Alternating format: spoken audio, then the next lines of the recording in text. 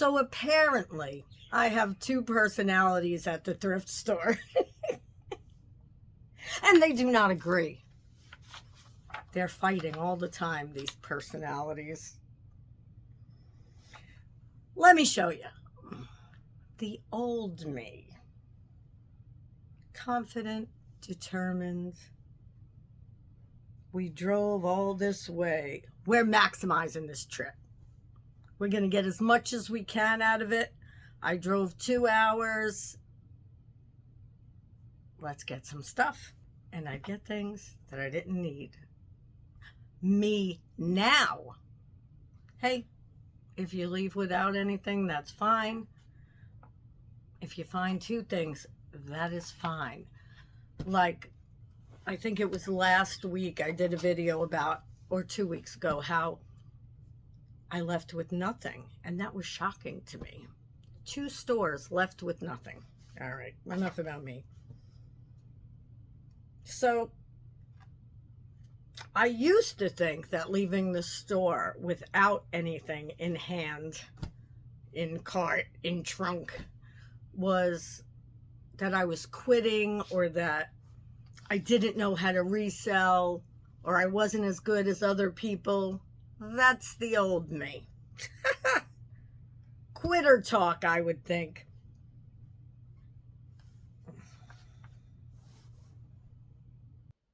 Old me would have said, you just haven't found the right rack yet.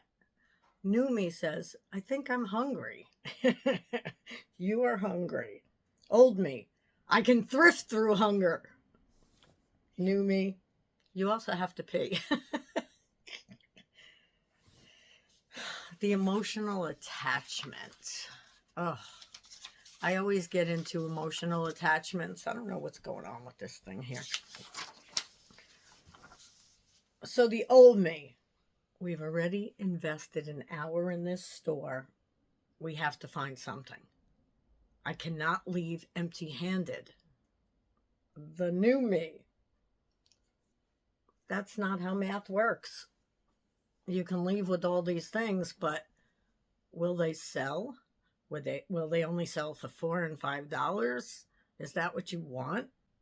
There was actually a time I stayed so long in this one thrift store that the other store closed. And I got to this first thrift store about 2 hours before the other store was going to close. But I couldn't leave because the old me needed to find something to buy. Boy, when I think of those days now. Old me, one more rack. New me, you just missed the better store. That's your wake-up moment. You're like, all right, so because the old me spent all this time looking for one thing that might not sell, she missed maybe 5 things that she could have made $100 on. I'm talking she and me, but you know what I mean. I have to laugh because there's one of those stores that I go into on Wednesdays, maybe once a month, but I used to go all the time. Old me, all the time, every day. New me, catch the sale day. But that wasn't what I was going to say. The old me was like, one more rack, and didn't really care or know enough to know, I'm not going to say care, know enough to know that I was losing money, not making money by doing that. Yeah, look, I just had another light bulb moment as I am talking. So yeah, get back to the staff story. So I was there for so long that this woman that I know and really like went to lunch after I was there for about, I don't know, an hour maybe. And she took her lunch and came back and was totally shocked that I was still there. She said, girl, you need to take a break too. Why don't you take a lunch break? I was like, oh boy. And you know what? She wasn't wrong. she was right. I needed to get my priorities in order. I think that right before she went into lunch, I was like, oh, yeah, I have to eat lunch too. And that's why she said that. So I ended up leaving that store. And yeah, the other store was closed. So I could go take a lunch break. But I've changed so much over these 6 years.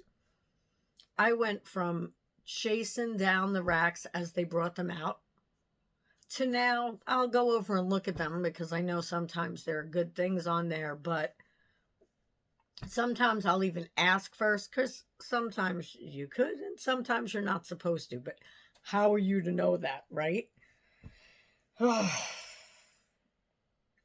I've had so many regret buys, guys, that I'm struggling with it now if you've been watching me.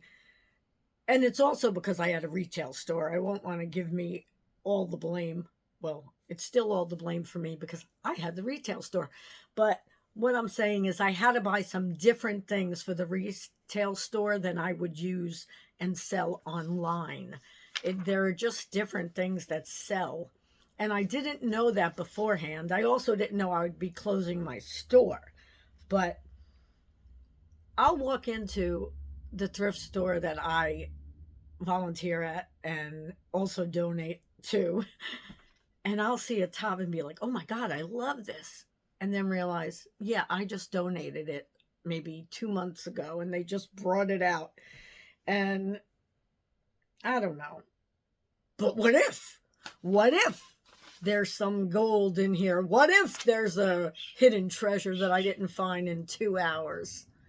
And the new me is like, it's okay.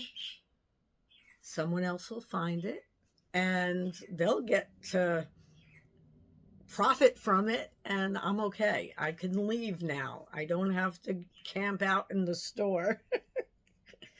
But yeah, it's the FOMO, the fear of missing out. I did a video on that recently, and I get it because even now, when I'm doing my best to only thrift 1 day a week, I still want to go thrifting. And I think I can now because I have the control. It's the new me. I don't fight with the old me anymore. Thank God. Yeah. Learning when to leave a store has probably been the biggest lesson I think I've learned, and the best way to save money. Yeah, it definitely has. Sometimes the smartest thrift find is your car keys or your walking shoes. You could be walking, or your bus fare. Is there still, how do you pay bus fare now, guys? Anyway, leave a comment below if you feel like you have the angel devil fighting on your shoulder when you're in thrift stores. I'm curious. Oh, maybe that's what I'll put in the thumbnail. I'll see if I could do that.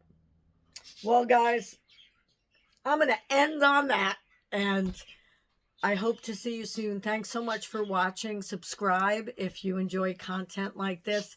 Sometimes it's educational. Sometimes it's not. Sometimes it's about me. Sometimes it's about you. But it's usually about the whole community because I think we all can learn from each other. So I appreciate you. Thank you so much for being with me. And I'll see you soon. Marion, the Smiley Thrifter, by the way.